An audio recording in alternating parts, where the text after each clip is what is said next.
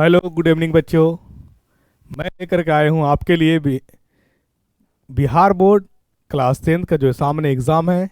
15 Feb से exam शुरू होने जा रहा है। इसके लिए मैं लेकर के आया हूँ बहुत ही इम्पोर्टेंट, जो एग्ज़ाम में प्रश्न आएगा ही आएगा। और मैं वो प्रश्न लेकर के आया हूँ लॉन्ग, मतलब दीर्घ उत्तरीय प्रश्न को लेकर के आया हूँ, लॉन्ग टाइप क्वेश्चंस को। ठीक है, अगर आप इस जो मैं सेट दे रहा हूँ आपको, अगर इसे आप देख लेंगे तो बिहार बोर्ड के जो एग्ज़ाम होने वाली है क्लास 10 का 2024 में, मतलब 15 फरवरी से जो एग्ज़ाम शुरू होने वाली है, उसमें आपका लॉन्ग का जो प्रॉब्लम है साइंस से संबंधित एक भी प्रश्न नहीं छूटेगा। आप देख लीजिएगा, याद से देखिएगा। आप देख रहे हैं, अपने साथियों को भी दिखाइएगा। ठीक है, स्कोर अच्छा हो जाएगा। बिल्कुल कंसेप्ट से आधारित हम समझाएंगे, जो आपको समझने में कोई बाधाएं, किसी तरह की कोई दिक्कत ना होने पाए। आइए हम लोग बात कर लेते हैं। सबसे पहले बात कर लीजिए कि एग्जाम का पैटर्न क्या है, किस तरह से प्रश्न आएंगे, तो उससे संबंधित हम लोग बात कर लेते हैं। फिर आएंगे हम लोग क्वेश्चंस पे, जो इंपॉर्टेंट क्वेश्चन है। और कुल क्वेश्चन जो है, देखिए पहले समझ लीजिए एग्जाम का पैटर्न क्या रहेगा। ठीक है, देखिए आपके पास साइंस की हम अगर बात करें तो साइंस में जो है बाबू, साइंस की अगर बात करते हैं, विज्ञान की, ठीक है, विज्ञान की बात करते हैं क्लास 10 में, ठीक है ना, वर्ग 10। ठीक है, इसमें क्या होता है ना कि 20 नंबर का जो होता है प्रैक्टिकल होता है। ठीक है, बचा आपके पास 80 नंबर। मतलब विज्ञान जो है आपका 100 मार्क्स का एग्जाम होगा, जिसमें आपके स्कूल में ही 20 नंबर का प्रैक्टिकल हो जाता है, बचता है आपका 80। इस 80 का 50% ऑब्जेक्टिव होता है, मतलब 40 क्वेश्चन ऑब्जेक्टिव कराएंगे, एमसीक्यू मल्टीपल चॉइस क्वेश्चन, जिसमें से बिहार बोर्ड बीएससीबी द्वारा एक क्वेश्चन के लिए आपको एक ऑप्शन मतलब जो रहता है, मतलब 40 क्वेश्चन ऑब्जेक्टिव का है, इसके लिए आपको जो है 80 क्वेश्चन दिए जाएंगे। इस 80 क्वेश्चन में से किन्हीं 40 को बनाना है आपको। ठीक है, किन्हीं 40 बनाना है। राइट, यहां तो समझ गए। एक प्रश्न जो है 1 मार्क्स का रहेगा। अगर एक आपका क्वेश्चन सही होता है तो 1 नंबर उत्तर मिलेगा। इस तरह से 40 प्रश्न 40 मार्क्स का हो गए। बचा हमारे पास 50%। जो 40 नंबर होगा ये आपका सब्जेक्टिव होगा। क्या होगा? सब्जेक्टिव होगा, लिखना होगा। ऑब्जेक्टिव में क्वेश्चन पढ़ना है, उसका ऑप्शंस रहेगा, उसमें टिक करना रहता है। ठीक है, चलिए अब इसमें जो है ना, इसमें भी बांटा गया 40 नंबर कैसे कैसे आएगा। एक होता है लघु उत्तरीय और एक होगा दीर्घ उत्तरीय, ये याद रखिएगा। चलिए, इसमें से आपका जो है question physics, chemistry, biology, physics हो गया, केमिस्ट्री और बायोलॉजी की बात करें हम, तो इसमें जो रहेगा शॉर्ट क्वेश्चन, मतलब लघु उत्तरीय, एक क्वेश्चन 2 नंबर का रहेगा। एक क्वेश्चन कितने नंबर का? 2 नंबर का। और दीर्घ उत्तरीय की बात कर ले हम लोग, तो फिजिक्स, केमिस्ट्री और बायोलॉजी में बात करें तो फिजिक्स जो होगा दीर्घ उत्तरीय में एक प्रश्न पूछा जाएगा 6 नंबर का। कितना नंबर का? 6 नंबर का। केमिस्ट्री में भी एक प्रश्न पूछा जाएगा 5 नंबर का, दीर्घ उत्तरीय की बात हम कर रहे हैं।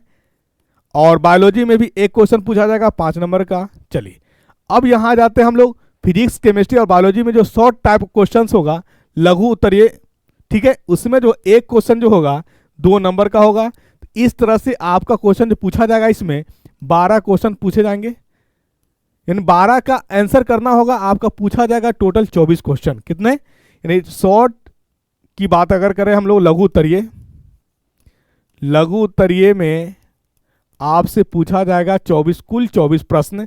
फिजिक्स, केमिस्ट्री, बायोलॉजी मतलब भौतिक, रसायन और जीव विज्ञान मिला करके कुल क्वेश्चन पूछे जाएंगे 24, जिसमें से आपको किन्हीं 12 को ही बनाना है। ठीक है, 24 की बात कर लेते थे, जिसमें से 8 क्वेश्चन आपका रहेगा बायोलॉजी से, 8 क्वेश्चन रह जाएगा फिजिक्स से, 8 क्वेश्चन रहेगा केमिस्ट्री से, मिल करके हो जाएगा 24 क्वेश्चन। इसमें से आपको बनाना 8 में से 4 बनाना है, 4 का आंसर करना है चूज करके। जो आपको बिल्कुल कॉन्फिडेंस के साथ जो प्रश्न आ रहा है उसी को सॉल्व करिएगा। इसलिए आपको बिहार बोर्ड ने ये ऑप्शंस दिया है। ठीक है, मतलब 8 क्वेश्चन है, 8 में से किन्हीं 4 का ही जवाब देना है। ठीक उसी तरह से हम लोग बात कर लेंगे, ये केमिस्ट्री है, ये बायो की, तो बायो में भी 8 प्रश्न रहेंगे। इसमें से 8 में से केवल 4 का ही उत्तर करना है। ठीक, चलिए बात करते हैं केमिस्ट्री की, तो केमिस्ट्री में भी 8 प्रश्न रहेंगे जिसमें से 4 का ही उत्तर करना है।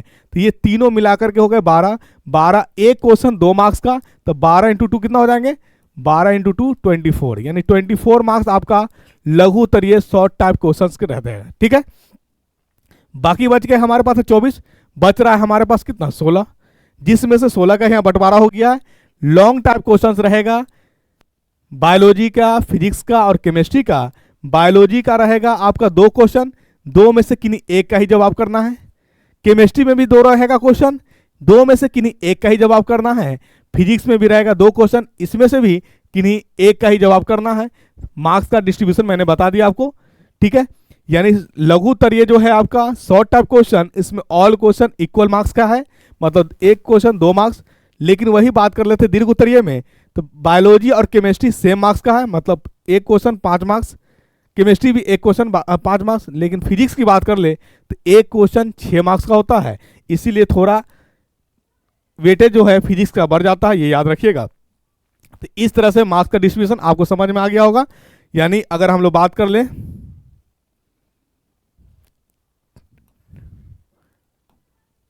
ठीक है, बात कर लिए तो आपको समझ में आ गया होगा। यानी 80 मार्क्स का एग्जाम होने वाला है, जिसमें से 40 आपका एमसीक्यू है, मल्टीपल चॉइस क्वेश्चन ऑब्जेक्टिव, और 40 को जो है 40 मार्क्स ये आपका सब्जेक्टिव है लिखित, जिसमें से मैंने बता दिया कि लघु उत्तरीय,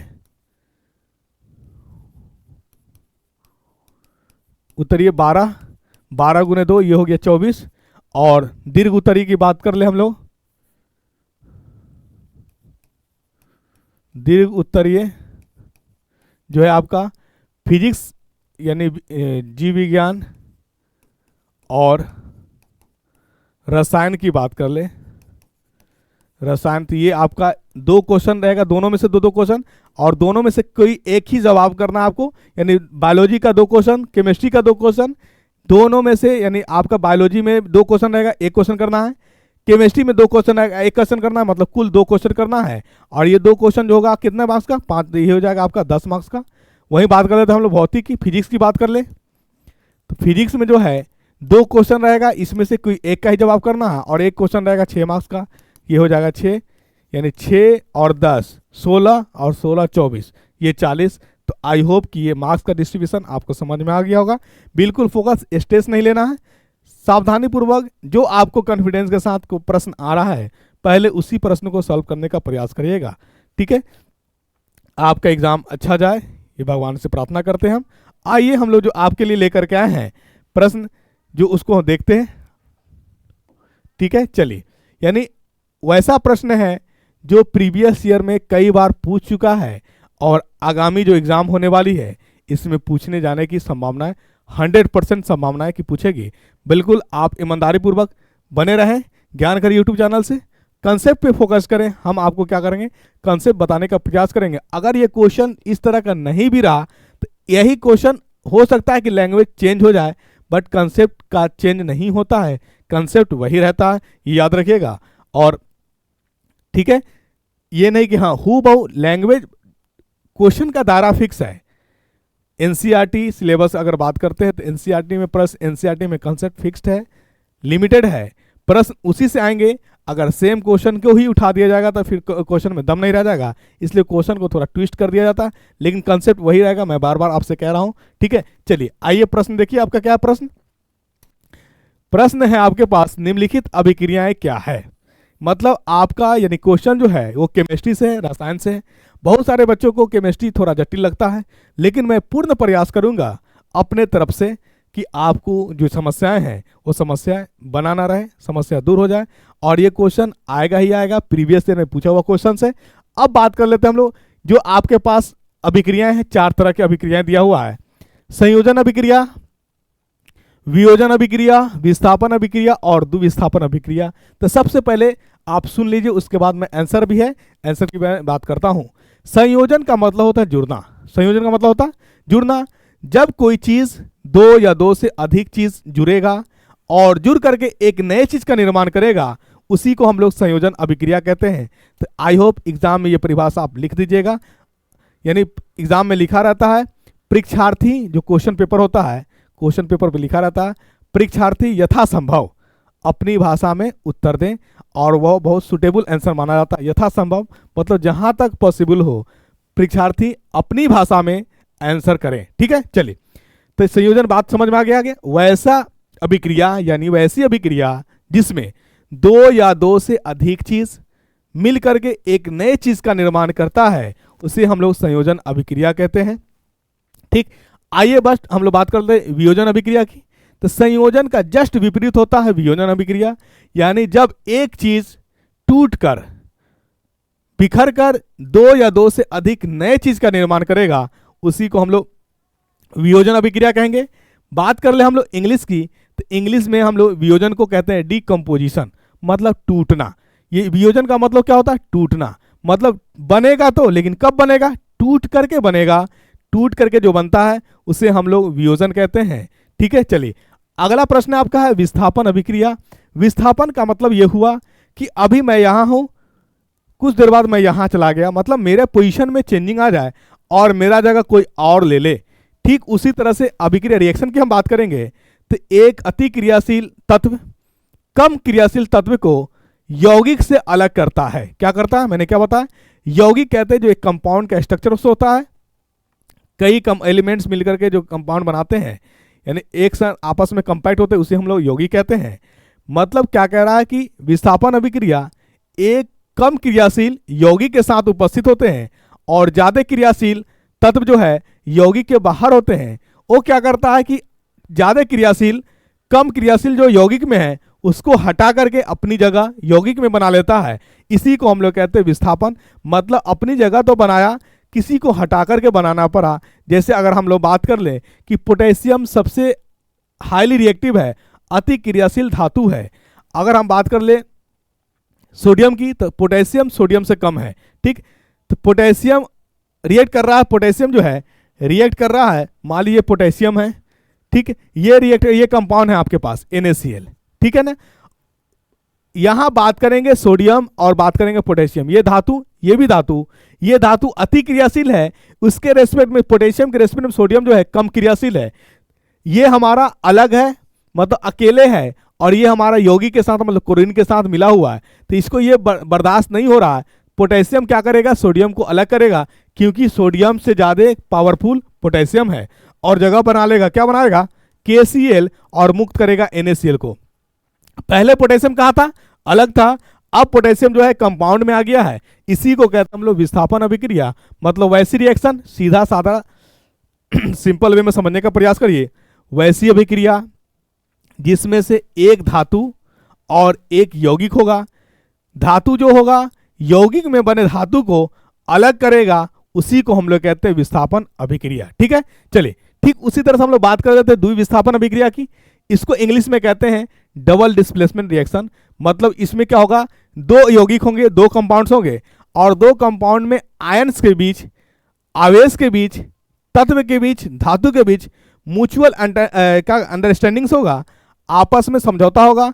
मतलब पहले मैं इस कंपाउंड के साथ था, अब मैं दूसरे कंपाउंड के साथ चला जाऊंगा। मतलब दो कंपाउंड्स है, दो धातु है, दो अलग अलग यौगिक है, ठीक है ना, और दो अलग अलग धातु है। क्या करता है कि पहले मैं किसी और के साथ था, अब मैं किसी और के साथ आ जाऊं। जैसे सपोज एग्जांपल देखिए, जैसे मान लिख लेते हैं KCl, और लिखते हैं प्लस हम लोग NaOH, दो यौगिक दो धातु। यहां पे पोटेशियम है, यहां पे सोडियम है। पोटेशियम के साथ कौन जुड़ा हुआ है? Cl जुड़ा हुआ है, और यहां पोटेशियम के साथ कौन जुड़ा हुआ है? OH जुड़ा हुआ है। अब पोटेशियम क्या कह रहा है सोडियम से कि भैया आप मुझे OH के साथ रहने दो और आप Cl के साथ आ जाओ। तो ये क्या बना लेगा? NaCl, और क्या बनाएगा? KOH। इसी को कहते हैं हम लोग अंडरस्टैंडिंग, मतलब चेंजिंग हुआ। और इस तरह के विस्थापन जो होता है इसी को हम लोग कहते हैं द्विविस्थापन। मतलब दो धातु का आपस में एक्सचेंज हुआ है, आदान प्रदान हुआ, इसी को हम लोग क्या कहते हैं? वियोजन अभिक्रिया, सॉरी द्विविस्थापन अभिक्रिया, डबल डिस्प्लेसमेंट रिएक्शन। आइए हम लोग परिभाषा, हम लोग जो आंसर है उसको हम बात कर लेते हैं। ठीक है, देखिए संयोजन अभिक्रिया क्या है? तो संयोजन अभिक्रिया,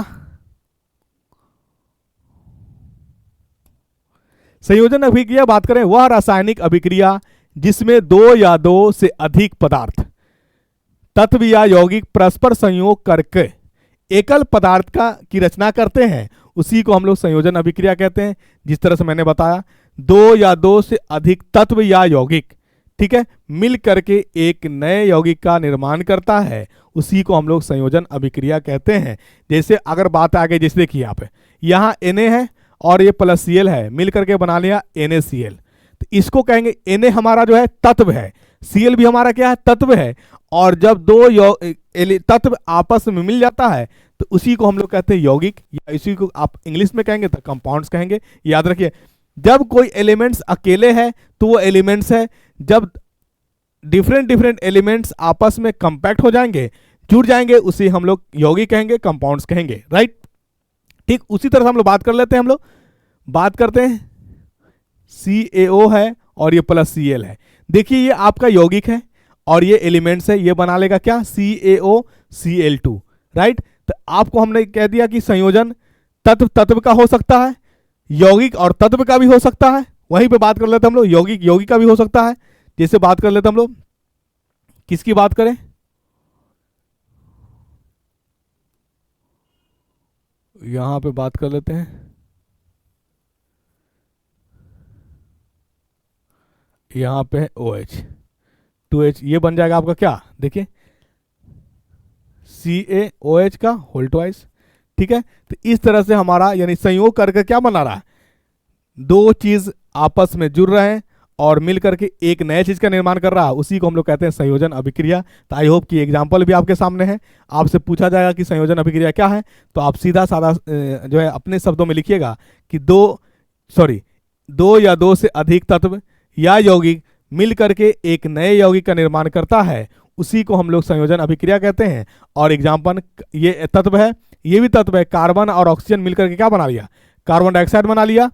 और ये हमारा यौगिक है CaO प्लस H2O, दोनों यौगिक मिलकर के क्या बना लिया, कैल्शियम हाइड्रोक्साइड बना लिया। क्या बनाया, कैल्शियम हाइड्रोक्साइड बनाया, CaOH2, ठीक है, ये चीज बना लिया। तो ये याद रखिएगा आप, ये संयोजन अभिक्रिया का उदाहरण आपके सामने आ गया।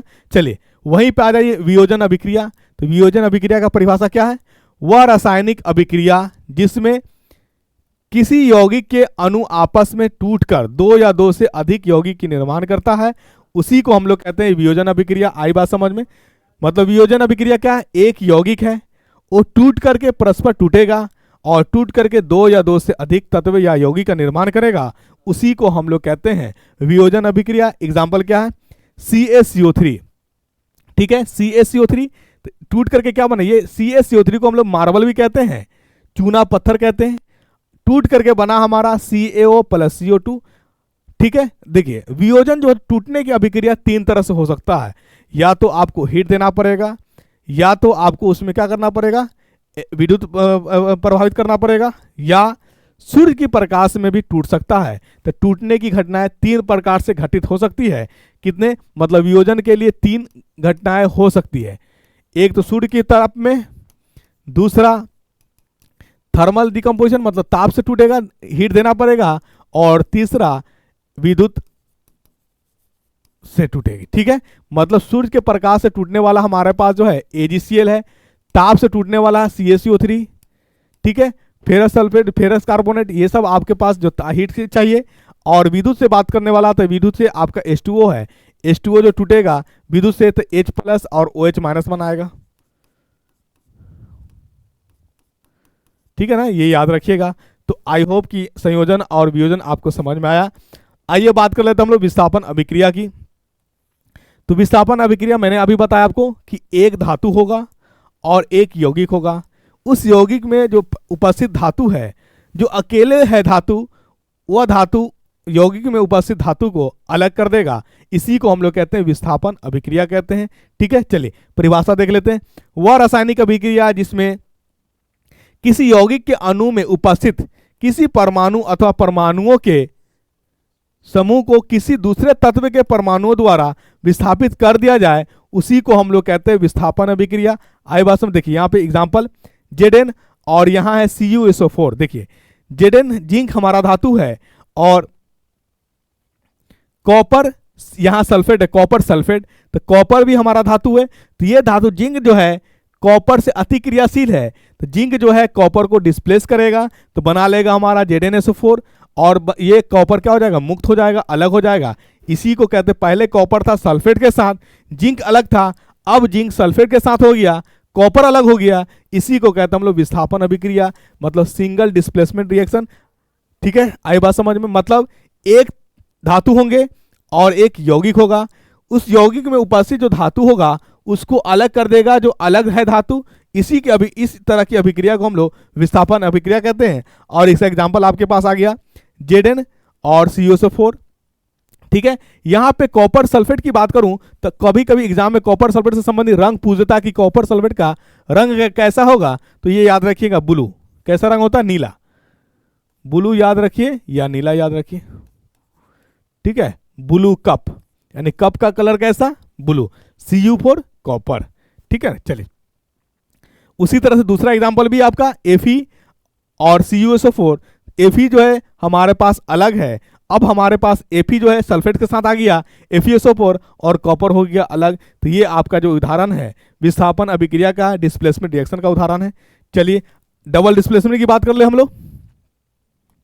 तो डबल डिस्प्लेसमेंट में मैंने आपको बताया, क्या बताया, कि दो यौगिक होंगे और दो यौगिक में उपस्थित जो धातु होंगे या तत्व होंगे या परमाणु होंगे, वो आपस में क्या करेगा, एक्सचेंज करेगा, उसी को हम लोग कहते हैं द्विविस्थापन अभिक्रिया। चलिए उदाहरण देख लीजिए हम लोग, पहले परिभाषा जान लीजिए। वह रासायनिक अभिक्रिया जिसमें आयनों का आदान प्रदान होता हो द्विविस्थापन अभिक्रिया कहलाएगा। ठीक है, चलिए आई बात समझ में? इसी को हम लोग कहते हैं द्विविस्थापन अभिक्रिया। मतलब दो यौगिक होंगे, दो यौगिक के बीच में परस्पर आयन का क्या होगा, आदान प्रदान होगा, एक्सचेंज होगा, उसी को हम लोग कहते हैं द्विविस्थापन अभिक्रिया। दो यौगिक होंगे, तो दो यौगिक आपके पास है, एग्जांपल देखिए, Na2SO4 sodium sulphate plus barium chloride BaCl2, ये बना लिया हमारा बैरियम सल्फेट और बन गया हमारा सोडियम क्लोराइड। ये एग्जांपल है डबल डिस्प्लेसमेंट का। डबल डिस्प्लेसमेंट मतलब दो यौगिक रहेंगे, दो यौगिक के बीच में जो धातु है उसका एक्सचेंज आयन पहचान होगा, मतलब धातु को फिक्स रख दीजिए, एनायन उसी तरह से रह जाएगा, धातु को चेंज कर दीजिए। ठीक है, लेकिन हाँ याद रखिएगा, अगर एक धातु +2 वाला है और एक धातु +1 वाला है तो चार्ज का बराबर होना जरूरी है। मतलब जिसको आप वैलेंसी कहते हैं, संयोजी कहते हैं। जिस तरह से बात कर दिएगा, सोडियम की बात करिएगा तो इसका संयोजी होता है +1, और वहीं पे आप कैल्शियम की बात करिएगा तो कैल्शियम का संयोजी था 2। तो अगर मान लेते हैं हम लोग CaO है और यहाँ आपका NaCl है, ठीक, ये एक Ca की जगह जो है, Ca जगह लेगा Na का और Na जगह लेगा Ca का, तो यहाँ चार्ज बराबर जरूरी है। Ca का यहाँ चार्ज है +2 और Na का चार्ज है +1, तो यहाँ चार्ज बराबर होना जरूरी है। तो 1 को 2 करने के लिए क्या करना पड़ेगा, 2 से मल्टीप्लाई करना पड़ेगा, तो 2 से ये मल्टीप्लाई होगा, तो क्या बन जाएगा ये बाबू बताइए? ये बन जाएगा आपका CaCl और प्लस क्या बनेगा बताइए, Na2O बन जाएगा, Na2O बन जाएगा। तो ये इस तरह से आप माइंड में रखिएगा। आइए अगला प्रश्न में आते हैं हम लोग। चलिए अगला प्रश्न है, देखिए बहुत ही महत्वपूर्ण प्रश्न है, इसको इग्नोर नहीं किया जा सकता है। देखिए, बेकिंग सोडा का रासायनिक नाम क्या है, इसके बनाने की विधि, गुण एवं उपयोग को लिखे। देखिए बेकिंग सोडा जो है, बेकिंग सोडा का फॉर्मूला होता है NaHCO3, इसको कहते हैं हम लोग खाने वाला सोडिया। इसका नाम क्या होगा, तो नाम होगा sodium hydrogen carbonate. Baking soda का फॉर्मूला क्या हुआ, NaHCO3, इसका कॉमन नेम क्या है, खाने वाला सोडा। रासायनिक नाम क्या है, ये बना है किससे, सोडियम से, हाइड्रोजन से, कार्बोनेट से, तो इसका रासायनिक नाम हो जाएगा सोडियम हाइड्रोजन कार्बोनेट। राइट, चलिए तो यही है बेकिंग सोडा का रासायनिक नाम सोडियम हाइड्रोजन कार्बोनेट, इसका रासायनिक सूत्र NaHCO3। बनाने की विधि, तो बनाने की विधि आप कैसे बनाएंगे, तो सबसे पहले आप लीजिएगा NaCl, उसके बाद लिक्विड लीजिएगा H2O प्लस अमोनिया का फॉर्मूला होता है Na3 और प्लस CO2 लीजिएगा। ये बना लेगा हमारा अमोनियम क्लोराइड NH4Cl और प्लस बनाएगा सोडियम हाइड्रोजन कार्बोनेट। आपको बेकिंग सोडा चाहिए तो ये ले लीजिए, निकाल लीजिए, अमोनियम क्लोराइड को छोड़ दीजिए इसी तरह से। ठीक है, आई बात समझ में? उम्मीद लगता है कि ये कलर जो मैं चूज कर रहा हूँ शायद आपको नहीं दिख रहा होगा, कौन सा कलर ले लूँ मैं। चलिए ठीक है, आई बात समझ में? मतलब सोडियम क्लोराइड जो बेकिंग सोडा है उसका रासायनिक नाम क्या है, सोडियम हाइड्रोजन बाइकार्बोनेट। यानी सोडियम बाइकार्बोनेट कह लीजिए, सोडियम हाइड्रोजन कार्बोनेट कह लीजिए, जो आपको अच्छा लगे कह लीजिएगा। ठीक है, इसका जो है कॉमन नेम खाने वाला सोडा के नाम से भी जाना जाता है। और इसका बनाने के लिए क्या क्या चाहिए हमको, कॉमन सॉल्ट NaCl चाहिए, दूसरा क्या चाहिए अमोनिया NH3 चाहिए, तीसरा क्या चाहिए वाटर चाहिए, और चौथा में क्या चाहिए कार्बन डाइऑक्साइड चाहिए। ठीक है, चलिए गुण क्या है इसका, तो पहला गुण याद रखिएगा, यह एक श्वेत रवादार पदार्थ है जो जल में घुलकर क्षारीय विलयन बनाता है। ठीक है, यानी एक ये श्वेत रवादार होता है, यानी श्वेत कलर का होता है, सफेद होता है, और ये जल में घुलने के बाद बेस देता है, क्षारीय घोल बनाता है। ठीक है, दूसरा गर्म करने पर यह CO2 और H2O मुक्त करता है। तो आपके पास जो फार्मूला है देखिए, सोडियम बाइकार्बोनेट NaCO3, इसको हीट करिएगा तो ये देगा आपका, क्या देगा बताइए, CO2 भी देता है और क्या देता है H2O ही देता है। ये प्रोडक्ट आप याद रखिएगा कि गर्म होने पर जब तुरता है तो क्या देता है, कार्बन डाइऑक्साइड और वाटर देता ही है, और साथ में ये क्या देता है Na2CO3 देता है, सोडियम कार्बोनेट देता है, ये याद रखिए Na2CO3। लेकिन मुक्त जो हमारा यानी सोडियम बाइकार्बोनेट का जो हीट किया जाता है तो कौन सी गैस रिलीज करती है, तो गैस रिलीज करती है कार्बन डाइऑक्साइड, और कार्बन डाइऑक्साइड गैस रिलीज करने के कारण ही इसका उपयोग जो है आग बुझाने में भी किया जाता है। मतलब उसको क्या बोलते हैं, फायर एक्सटिंग्विशर, मतलब आग बुझाने, आग को कंट्रोल करने वाला। ठीक है ना, चलिए आपने इक्वेशन देख लिया आपने, चलिए इसका अब देखिए,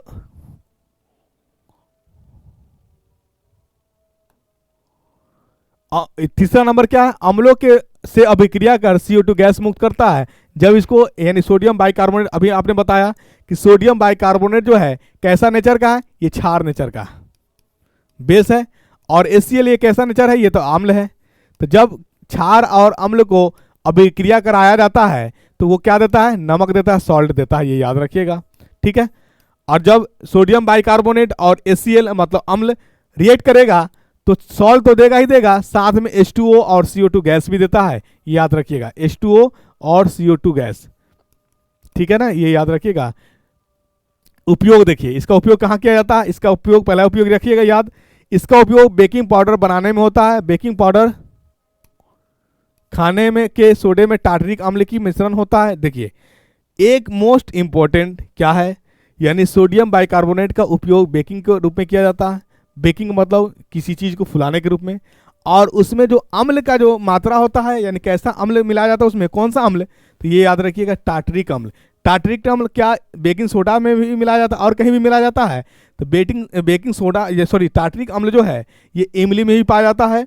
दूसरी बात अगर हम करें तो टार्टरिक एसिड जो है अंगूर में भी पाया जाता है। तो आपसे ये पूछा जा सकता है कि टार्टरिक अम्ल का सोर्स कौन कौन है, तो टार्टरिक अम्ल का जो है इमली है, इमली में पाया जाता है। दूसरी बात अगर आपसे पूछा जाए तो टार्टरिक अम्ल अंगूर में भी पाया जाता है।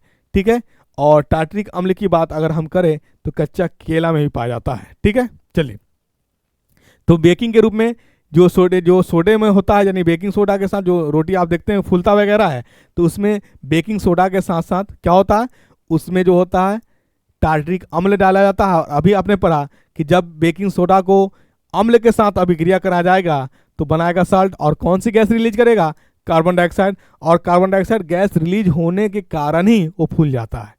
कब होगा, जब हीट होगा, तब क्या होगा, हीट होगा। जब एसिड रिएक्ट कराइएगा तो ऑटोमेटिक ये हीट होना ही होना है, रिएक्शन होने पे क्या होगा, हीट होता ही है। चलिए दूसरा उपयोग क्या है इसका, यह एक दुर्बल क्षार है।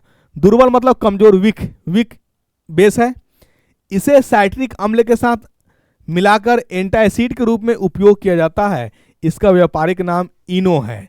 आपने पढ़ा होगा इनो लाइए, तो इनो क्या होता है, तो इनो जो होता है सोडा ही होता है, उस सोडा में साइट्रिक एसिड जो है, साइट्रिक एसिड डाले रहता है। साइट्रिक एसिड का कॉमन नेम जो है एसिटिक एसिड भी है, CH3COOH, ये याद रखिएगा। यानी इसी को कॉमन नेम जो आप मार्केट में डिस्पेंसरी से जो लेते हैं औषधालय से इनो के नाम में लेते हैं। क्या नाम लेते हैं, इनो के नाम पर लेते हैं। यानी इनो जो होता है, इनो में क्या होता है, तो इनो में साइट्रिक एसिड के साथ साथ यानी बेकिंग सोडा में मिलाया जाता है साइट्रिक एसिड, और वो आपका एंटासिड के रूप में, मतलब जो एसिडिटी हो जाता है, गैस बन जाता है शरीर में, उसको रिलीज करने के लिए जो आप लेते हैं उसको आप मेडिसिन के टर्म में इनो कहते हैं। वो इनो आप मिक्सरन के रूप में लेते हैं, लेकिन डायरेक्ट रूप में आप क्या ले रहे हैं, यानी ले तो रहे हैं बेकिंग सोडा ही, इनडायरेक्ट में उसका नाम आ गया इनो। ठीक है, चलिए अगला उपयोग क्या है।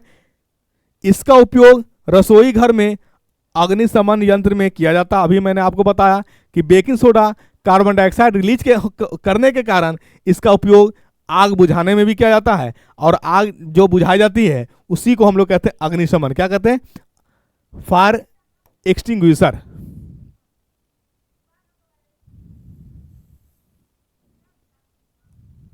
ठीक है, चलिए चौथा नंबर जो है आपके पास, यह कपड़ा चमड़ा कागज उद्योग में रसायन का काम करता है। ठीक है, ये उपयोग इंपॉर्टेंट है, ये याद रखिएगा।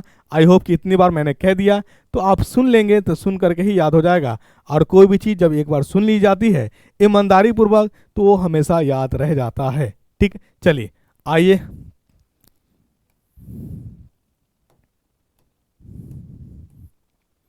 अगला बात प्रश्न पे आता हम लोग।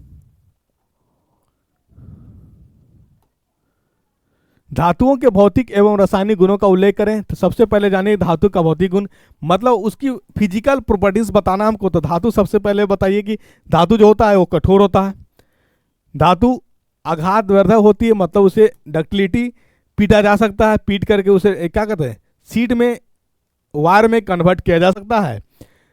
ठीक है, वही बात है डक्टिलिटी, मेलेबिलिटी, और धातु से साउंड क्या होता है, साउंड प्रोड्यूस होता है। और जिस धातु से साउंड प्रोड्यूस यानी साउंड प्रोड्यूस करने की सामग्री को सोनोरस कहते हैं, मतलब जिसमें साउंड डेवलपमेंट होता है। ठीक है, चलिए धातुओं के रासायनिक गुण सबसे पहले याद रखिए कि धातु का रासायनिक गुण मतलब टेस्ट में कैसा होता है। तो जब भी धातु को ऑक्सीजन से साथ अभिक्रिया किया जाता है तो बनाता है धातु ऑक्साइड, और धातु ऑक्साइड बाय नेचर जो होता है वो बेसिक होता है, क्षार होता है, ये याद रखिएगा। चलिए धातु में विद्युत रासायनिक धनात्मक तत्व होती है, इसको विद्युत धनात्मक तत्व इसलिए कहते हैं क्योंकि इसमें इलेक्ट्रॉन त्याग कर आयनीकृत होता है तथा धनायन निर्मित करता है। तो सबसे इंपॉर्टेंट बात कि जो धातु होता है वो उसके पास फ्री इलेक्ट्रॉन्स होते हैं। क्या होते हैं? फ्री इलेक्ट्रॉन्स होते हैं, और वो इलेक्ट्रॉन को रिलीज करता है, और इलेक्ट्रॉन को रिलीज करने के कारण उस पर ये मतलब ये इलेक्ट्रॉन रिलीज करता है, और रिलीज करने के कारण इसमें पॉजिटिव चार्ज आता है, इसलिए धातु को धनात्मक भी कहा जाता है। क्यों? यानी धातु के पास जो होता है फ्री इलेक्ट्रॉन्स होता है, और वो आसानी से क्या करता है, रिलीज कर देता है। ये फ्री इलेक्ट्रॉन कहाँ रहता है? तो ये फ्री इलेक्ट्रॉन्स धातु के जहाँ कक्ष होता है बाह्य कक्ष में उपस्थित होता है। ठीक है, और धातु के पास फ्री इलेक्ट्रॉन्स होते हैं, जितना धातु जो जितना इलेक्ट्रॉन्स रिलीज करेगा उस पर उतना प्लस आएगा। सोडियम के पास एक फ्री इलेक्ट्रॉन्स होता है, तो इसलिए वो एक इलेक्ट्रॉन को रिलीज किया, और इस पर पॉजिटिव चार्ज कितना आता है? 1 आता है, ये याद रखिएगा। ठीक है, और धातु को पॉजिटिव चार्ज क्यों कहा जाता है? क्योंकि ये धातु इलेक्ट्रॉन को क्या करता है? त्यागता है, त्यागने के कारण इस पर पॉजिटिव चार्ज आता है, धनात्मक होता है। ठीक है, चलिए धातुओं के विद्युत धनात्मक अभिलक्षण द्वारा कुछ विशेष अभिलक्षित रासायनिक गुणधर्म उत्पन्न होते हैं। यानी पहला है क्या? धातुओं की अभिक्रियाएं ऑक्सीजन के साथ, यानी जब धातु को ऑक्सीजन के साथ रिएक्शन कराई जाती है तो बनता है धातु ऑक्साइड। वो धातु ऑक्साइड बाय नेचर कैसा होता है? वो धातु ऑक्साइड बाय नेचर क्षारीय होता है, ये याद रखिएगा। धातु ऑक्साइड बनाती है, यानी जब भी धातु को ऑक्सीजन से अभिक्रिया कराई जाती है तो बनाता है धातु ऑक्साइड, और वो बाय नेचर क्या होता है? क्षारीय होता है। ठीक है, चलिए दूसरा पॉइंट क्या है? धातु की अभिक्रिया जल से, जब धातु को जल से साथ अभिक्रिया कराई जाती है तो देखिए कुछ ऐसे धातु है जो जल के साथ अति क्रियाशील है। उसमें आपका लिथियम, सोडियम, पोटेशियम बहुत जल्दी क्रियाशील हो जाता है, मतलब ठंडे पानी से भी क्या हो जाता है? अति क्रियाशील हो जाती है। लेकिन कुछ ऐसे धातु है जो ठंडे पानी में रिएक्शन नहीं करता, उसके लिए उष्मा देनी पड़ती है, ताप देना, यानी उसमें जो भाप होता है, भाप पानी का भाप उसी में रिएक्शन कर पाता है। जो नॉर्मली वाटर होते हैं जल, उसमें रिएक्शन नहीं कर पाते हैं, ये याद रखिएगा। तो देखिए सबसे पहले माइंड में ये रखिए कि धातु अभिक्रिया जल से, यानी धातु जल के साथ अभिक्रिया करके क्या बनाता है? तो धातु जल के साथ अभिक्रिया कर संगत धातु हाइड्रोक्साइड अथवा ऑक्साइड बनाते हैं और हाइड्रोजन गैस मुक्त करते हैं। ये इंपॉर्टेंट पॉइंट है। यानी धातु जो है Na इसको वाटर के साथ अभिक्रिया कराइएगा तो ये बनाएगा NaOH और हाइड्रोजन गैस रिलीज कर क्या करेगा? हाइड्रोजन गैस रिलीज करेगा। ठीक है, ये याद रखिएगा। लेकिन देखिए जो अति क्रियाशील धातु है, जैसे बात करेंगे सोडियम की, बात करेंगे पोटेशियम की, बात करेंगे लिथियम की, बात करेंगे सीजियम की, ये सब वाटर के साथ रिएक्ट करेगा तो बनाएगा हाइड्रोक्साइड। क्या बनाएगा? हाइड्रोक्साइड बनाएगा, NaOH यानी हाइड्रोक्साइड बनाएगा। इसके अलावा अगर बात करेंगे हम लोग किसकी, इसकी बात करें अगर हम लोग एल्युमिनियम की, बात करें हम लोग जिंक की, बात करें आयरन की, तो ये सब वाटर के साथ रिएक्ट करके जो बनाएगा, यानी शीतल जल में तो करता नहीं है, ये जो रिएक्शन करता है किस में करता है, ये रिएक्शन करता है आपका जो उसमें यानी भाप में करता है, शीतल जल में नहीं करता है। और जब जल के साथ अभिक्रिया करेगा तो ये बनाता ऑक्साइड बनाता है। क्या बनाता है? ऑक्साइड बनाता है। ये इंपॉर्टेंट बात, ठीक है ना, ये याद रखिएगा। क्या बनाता है? ऑक्साइड बनाता है। आई बात समझ में? चलिए अगला बात हम लोग आ जाते हैं। एल्युमिनियम, जिंक और फिर Fe जल के साथ भाप से अभिक्रिया कर हाइड्रोजन गैस बनाते हैं। ये जो आपका लिखा हुआ इंपॉर्टेंट बात जो था इसमें मैंने बता दिया है। अगला पॉइंट क्या है? धातु अम्ल के साथ अभिक्रिया कर धातु लवण और हाइड्रोजन गैस मुक्त करता है। यानी धातु जब भी अम्ल के साथ अभिक्रिया करेगा तो बनाएगा धातु अम्ल, मतलब जो धातु है उससे संबंधित सॉल्ट बनाएंगे और हाइड्रोजन गैस रिलीज करेगा। ये याद रखिएगा, ठीक है। लेकिन वहीं पे नोट करके लिखिएगा, धातु NH3 से अभिक्रिया करता है और H2 गैस मुक्त नहीं करता है। आपसे प्रश्न ये बनेगा कि वो धातु, उस अम्ल का नाम बताइए जिस अम्ल से अभिक्रिया कर, मतलब धातु समानता अम्ल से अभिक्रिया कर सॉल्ट और हाइड्रोजन गैस मुक्त करते हैं। लेकिन उसमें एक ऐसा अम्ल है जिसका नाम है नाइट्रिक अम्ल, नाइट्रिक एसिड HNO3, जिससे धातु अभिक्रिया कर हाइड्रोजन गैस मुक्त नहीं करता है, ठीक है। चलिए आइए अगला प्रश्न में। धातु क्लोरीन संग अभिक्रिया कर धातु के क्लोराइड बनाता है। यानी धातु जो है क्लोरीन से अभिक्रिया कर क्या बनाएगा? बोलिए, धातु क्लोराइड बनाएगा। अगला क्या है? धातु हाइड्रोजन के साथ विशेष परिस्थिति में अभिक्रिया कर धातु के हाइड्रोजन बनाता है, मतलब धातु हाइड्राइड बनाता है, ठीक है ना, ये याद रखिएगा। मतलब धातुएं हाइड्रोजन के साथ विशेष परिस्थितियों में अभिक्रिया कर धातु के हाइड्राइड बनाते हैं, मतलब सोडियम हाइड्रोजन के साथ अभिक्रिया कर क्या बनाएगा? सोडियम हाइड्राइड बनाएगा। ये इंपॉर्टेंट नहीं है, लेकिन जितना जो मैंने बात बताया हूं वो आपके लिए बहुत इंपॉर्टेंट है। चलिए ठीक है, तो ये आपका प्रश्न है, केमिस्ट्री से रिलेटेड था। ये है आपका बायोलॉजी जो इंपॉर्टेंट क्वेश्चन है। धमनी एवं शिरा में अंतर स्पष्ट करें, ठीक है। धमनी एवं शिरा में क्या है? अंतर स्पष्ट करें। तो सबसे पहले जानिए कि धमनी क्या है। धमनी क्या है? तो धमनी जो है उसी को हम लोग आर्टरीज कहते हैं, और शिरा को हम लोग वेन कहते हैं। धमनी का काम है शुद्ध ब्लड को शरीर तक ले जाना, और शिरा का काम है अशुद्ध ब्लड को कहाँ तक लाना? हृदय तक लाना, ठीक है। चलिए ये याद रखिए। तो अब आइए हम लोग बात कर लेते धमनी की। तो धमनी जो है ये रुधिर को हृदय से विभिन्न अंगों तक ले जाती है। यानी सबसे पहले धमनी आर्टरीज क्या है? यानी ये जो है रक्त को हृदय से क्या विभिन्न अंगों तक ले जाती है। कैसा रक्त? शुद्ध रक्त को। दूसरी बात कहिए, धमनियां जो है में रक्त झटके के साथ अंगों की ओर बहता है, मतलब यहाँ पे प्रेशर ज्यादा होता है। अगर आपसे पूछा जाए कि शिरा और धमनी में दाब कहाँ ज्यादा होता है, तो दाब जो है सबसे ज्यादा दाब प्रेशर धमनी में होता है, ठीक। तीसरा पॉइंट क्या है? इसमें ऑक्सीजन युक्त रुधिर प्रभावित होता है, मतलब धमनी में कैसा रुधिर? ऑक्सीजन युक्त ही रुधिर को शुद्ध रक्त कहते हैं, शुद्ध रुधिर कहते हैं। ये याद रखिएगा, ठीक। यहाँ पे एक बात याद रखिएगा कि ब्लड का पीएच मान कितना होता है? तो 7.4 होता है, ये याद रख लीजिएगा। ब्लड का पीएच मान कितना होता है? रुधिर का पीएच मान 7.4 होता है, ठीक। आइए चौथा पॉइंट क्या है? धमनिया की दीवार मोटी परंतु लचीली होती है, ठीक है। आर्टरीज और वेन में मैंने बता दी, आर्टरीज का काम है शुद्ध ब्लड को लेकर के जाना हृदय से विभिन्न अंगों तक। इसकी जो इसमें जो रुधिर होता है ऑक्सीजन युक्त रुधिर होता है, और ऑक्सीजन युक्त रुधिर होने के कारण ही इसको शुद्ध रक्त भी कहते हैं। तीसरी बात, धमनिया की जो दीवार होती है मोटी और लचीली होती है।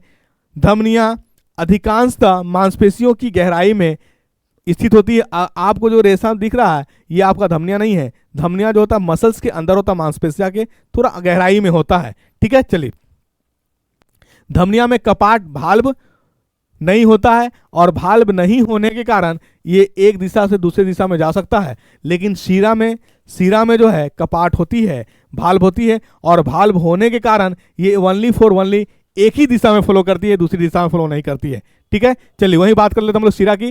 तो रुधिर को सभी अंगों से जमा करके हृदय में लाती है।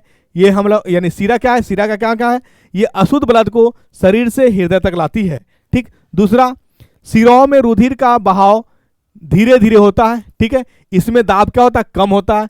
धमनिया में दाब ज्यादा, शिरा में दाब कम होता है, इसमें रक्त का बहाव धीरे धीरे होता है। तीसरी बात कर ले हम लोग, पल्मोनरी शिरा मतलब जो लंग्स के पास जो वाल्व होता है उसको हम लोग पल्मोनरी शिरा कहते हैं।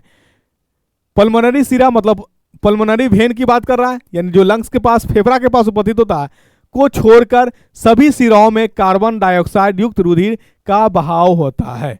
मतलब शिरा का काम जनरली अशुद्ध ब्लड को लेकर जाना है, लेकिन जो लंग्स में शिरा है वहां पे शुद्ध ब्लड लेकर के जाता है। ये सीधा सीधा बात कहने का मतलब हुआ। और वहां पे मतलब हर अंग के अलग अलग नाम हो गए। मतलब लंग्स में जो शिरा पाया गया पल्मोनरी कहा गया, किडनी में भी जो पाया गया उसको रीनल कहा गया, और हार्ट में जो पाया गया उसको कार्डियक कहा गया। ठीक है, चलिए 14 पॉइंट क्या है, धमनिया की भित्ति के अपेक्षाकृत पतली एवं कम लचीली होती है। यानी धमनिया की अपेक्षाकृत जो है धमनिया में दीवार मोटी और लचीली होती है। उसके रेस्पेक्ट में अगर बात करें तो शिरा की दीवार जो होती है कम लचीली और कम मोटी होती है। ये शरीर के ऊपरी सतह पर पाई जाती है। मतलब शिरा जो है शरीर की ऊपरी सतह पर पाई जाती है। शिराओं में कपाट मतलब भाल उपस्थित नहीं होता है, और उपस्थित नहीं होने के कारण उपस्थित होता है इसमें, यानी शिरा में कपाट क्या होता है, भाल उपस्थित होता है, और उपस्थित होने के कारण ही इसमें जो रक्त रुधिर का जो दिशा होता है एक ही दिशा होता है। तो इस ये यहाँ तक जो क्वेश्चन है आपका बहुत ही इंपॉर्टेंट क्वेश्चन है। आई होप कि आपको ये बहुत कारगर लाभदायक साबित होगा एग्जाम के लिए पॉइंट ऑफ व्यू से। प्रीवियस ईयर क्वेश्चन जो मैंने डिस्कस किया इससे बाहर प्रश्न नहीं जाने का है। तो बायोलॉजी और केमिस्ट्री का हुआ, तो नेक्स्ट डे हम आपका केमिस्ट्री, बायोलॉजी और फिजिक्स का भी साथ में करेंगे। ठीक है, आप यहाँ तक देखें, जो भी लगे आपको कि समझ में नहीं आया, किसी तरह की कोई डाउट आई, सामने एग्जाम है, तो बेझिझक ज्ञानगर यूट्यूब चैनल पे नंबर भी दिया हुआ है, टेलीग्राम चैनल भी है, व्हाट्सअप नंबर भी है, संपर्क करेंगे। मैं आपकी सुविधा का जहाँ तक संभव होगा सुविधा देने का प्रयास करूँगा। ठीक है, बेस्ट ऑफ लक, पूरी ईमानदारी से तैयारी में लग जाइए, सामने एग्जाम है। Thank you so much.